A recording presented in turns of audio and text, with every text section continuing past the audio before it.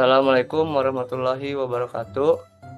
Perkenalkan, kami dari kelompok 10 akan mempresentasikan pelaku usaha, perorangan, badan hukum, badan usaha, PT berdasarkan UU PT nomor 40 tahun 2007, PT perorangan berdasarkan Undang-Undang Cipta Kerja nomor 6 tahun 2023. Perkenalkan, nama saya Daifa Fasirja Nugraha dengan NPM 23 10041. Perkenalkan, nama saya Ratnaisya Wulandari dengan NPM 23 10040. Perkenalkan, nama saya Syifa Aulia Soleha dengan NPM 23 10042. Perkenalkan, nama saya Muhammad Farhan Kurniawan dengan NPM 23 10043. Baik, selanjutnya ada latar belakang yang akan dijelaskan oleh Ratnaisya Wulandari, dipersilahkan. Baik, terima kasih Deva. Sini saya akan menjelaskan latar belakang, yaitu dalam dunia usaha, pengertian dan klasifikasi pelaku usaha memiliki peran yang sangat penting dalam struktur ekonomi dan regulasi yang ada di Indonesia. Pelaku usaha terdiri dari berbagai bentuk, mulai dari individu yang menjalankan secara mandiri hingga badan hukum yang lebih kompleks. Dalam konteks ini, terdapat beberapa entitas yang diatur oleh hukum, seperti perorangan, badan hukum, dan badan usaha. Poin pertama, pelaku usaha perorangan. Apa sih pelaku usaha perorangan? Pelaku usaha perorangan, bentuk usaha ini merujuk pada individu yang menjalankan kegiatan usaha secara mandiri tanpa badan hukum. Pelaku usaha perorangan memiliki keleluasaan dalam pengelolaan dan pengambilan keputusan, namun juga menghadapi resiko pribadi yang lebih besar terhadap utang usaha. Poin kedua, badan hukum dan badan usaha. Badan hukum adalah entitas yang diakui secara legal dan memiliki hak serta kewajiban. Dalam hal ini, perusahaan terbatas atau PT menjadi salah satu bentuk badan hukum yang paling umum digunakan. Berdasarkan Undang-Undang Nomor 40 Tahun 2007 tentang perseroan terbatas atau UU PT.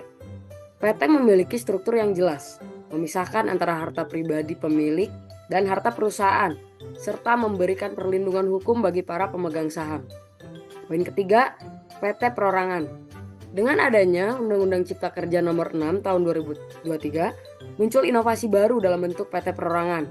Ini merupakan bentuk usaha yang memungkinkan individu untuk mendirikan PT dengan proses yang lebih sederhana dan biaya yang lebih terjangkau. PT Perorangan memberikan kemudahan bagi pelaku usaha kecil dan menengah untuk mendapatkan status badan hukum tanpa harus memenuhi persyaratan yang berat seperti pada PT konvensional.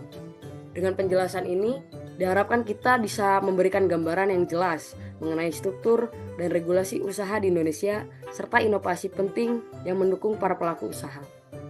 Selanjutnya, ada identifikasi masalah.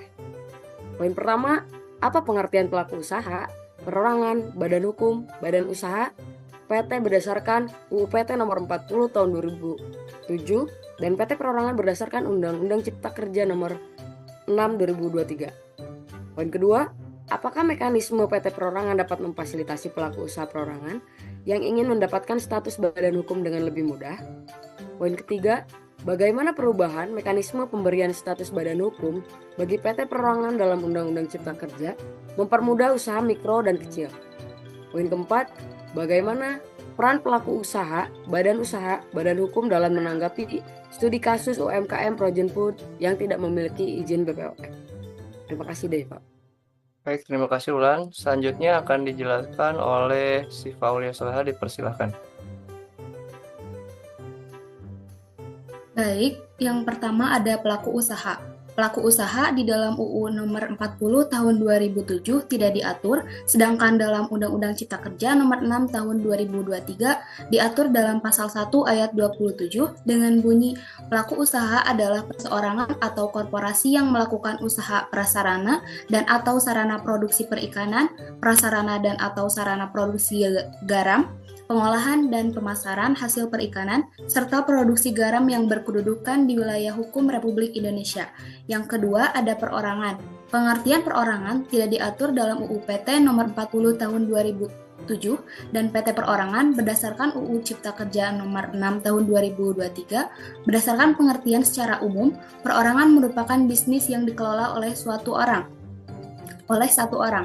Yang ketiga ada badan usaha. Pengertian badan usaha tidak diatur dalam UU PT nomor 40 tahun 2007, sedangkan badan usaha diatur dalam Undang-Undang Cipta Kerja nomor 6 tahun 2023, pasal 1 ayat 20 yang berbunyi, badan usaha adalah badan usaha milik negara, badan usaha milik daerah, atau badan usaha yang berbadan hukum. Yang keempat ada badan hukum. Badan hukum adalah keseluruhan perkumpulan badan mencakup pelaku usaha, badan usaha, dan PT yang diatur oleh Undang-Undang Nomor 40 Tahun 2007 dan UU Cipta Kerja Nomor 6 Tahun 2023. Terima kasih. Baik, terima kasih Syifa Wasilah. Selanjutnya akan dijelaskan oleh saya dari Pak Fajri Janugraha. Di dalam Undang-Undang PT Nomor 40 Tahun 2007 Pasal 7 Ayat 1, untuk terpenuhinya suatu perseroan terbatas, hanya disyaratkan minimal 2 pendiri. Khususnya pasal 7 ayat 1 tidak mengizinkan perorangan mendirikan PT sehingga mereka harus mencari partner untuk memenuhi syarat minimal 2 pendiri. Sedangkan di dalam Undang-Undang Cipta Kerja Nomor 6 Tahun 2023 Pasal 15A sampai 153J memungkinkan individu atau perorangan untuk memungkinkan mendirikan PT sendiri, dan manfaatnya mempermudah perorangan untuk mendapatkan status badan hukum dengan proses yang lebih sederhana dan murah. Selanjutnya, di dalam UU PT Nomor 40 Tahun 2007 Pasal 7 Ayat 4, status badan hukum PT baru bisa didapat setelah pendaftaran dan verifikasi oleh Kementerian Hukum dan HAM dengan persyaratan minimal 2 pendiri. 2 pendiri ini melakukan registrasi yang kemudian diverifikasi oleh Kementerian Hukum dan HAM. Setelah proses verifikasi, lalu diakuilah status badan hukumnya. Terus selanjutnya di dalam Undang-Undang Cipta Kerja Nomor 6 Tahun 2023 memperkenalkan PT perorangan dalam pasal 153C, di mana satu individu dapat mendirikan PT dengan pendaftaran online yang lebih sederhana melalui sistem OSS. Perorangan dapat mendaftarkan sebagai PT melalui pendaftaran online OSS. Manfaatnya, hal ini mengurangi birokrasi dan mempermudah usaha mikro dan kecil untuk memperoleh status badan hukum. Selanjutnya akan dijelaskan oleh Fadlan, dipersilahkan. Kasus frozen food non BPOM. Pembahasan ini dimulai sejak salah satu pelaku UMKM Indonesia di media sosial Twitter mengaku terancam denda 4 miliar hingga penjara akibat produknya yang tidak memiliki izin edar BPOM. Tweet tersebut diunggah pada Jumat, tanggal 15 bulan 10 tahun 2021. Lalu dengan membagikan potongan gambar dari Instagram Story yang berisikan pernyataan pelaku UMKM itu yang memiliki usaha frozen food. Di-share sama temen gua karena gua jualan. Gua teman-teman UMKM yang jualan frozen food ada yang ngalamin gini juga. Gua lagi nanya ini cerita awalnya gimana. Tapi kalau sampai dipolisiin hanya karena nggak BPOM atau PIRT, ya piye, kata seorang warganet yang mencuit dengan nama akun Astrid Moko Gintah.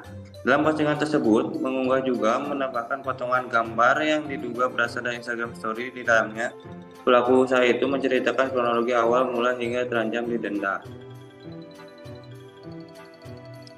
Apa peran badan usaha dalam menanggapi kasus tersebut? Asosiasi UMKM Buka Suara, Asosiasi UMKM Indonesia Akumindo pun buka suara akan kasus tersebut. Akumindo menilai kejadian itu mencerminkan bahwa pemerintahan mempunyai kelemahan dari sisi regulasi dan tidak memiliki kebijakan yang kuat untuk menyinkronkan dengan para penegak hukum, polisi hingga para Mahkamah Agung. Ketua Umum Asosiasi UMKM Indonesia Akumindo, Ihsan Intratubun menilai sosialisasi pemerintahan terhadap PIRT atau izin BPOM tidak dilaksanakan secara masif. Kalaupun ada sosialisasi, kata dia, hanya dilakukan untuk UMKM yang itu saja. Dalam rangka untuk melaksanakan kegiatan perihal sosialisasi juga bisa dilakukan dari media sosial. Baik, terima kasih Fadlan. Selanjutnya akan dibacakan oleh saya. Bagaimana badan hukum menanggapi kasus tersebut?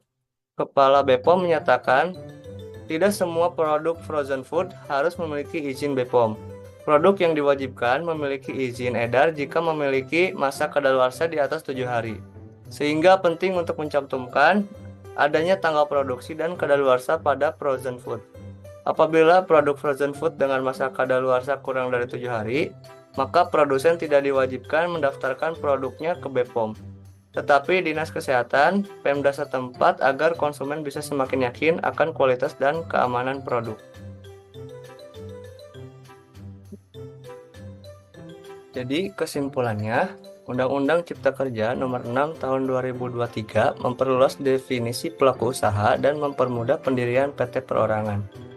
Memungkinkan individu mendirikan badan hukum dengan proses yang lebih sederhana dibandingkan Undang-Undang Nomor 40 Tahun 2007. Meskipun regulasi ini memberikan kemudahan seperti penggunaan sistem OSS, tantangan tetap ada terkait kepatuhan izin edar produk, terutama bagi UMKM yang memproduksi makanan beku tanpa izin BPOM.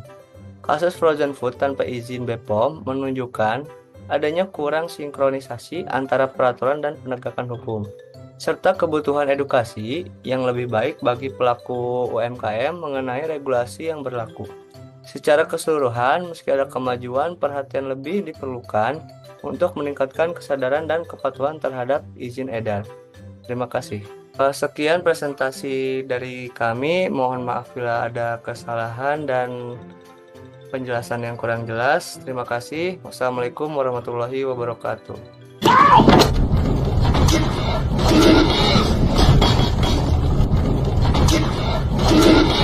Asyik.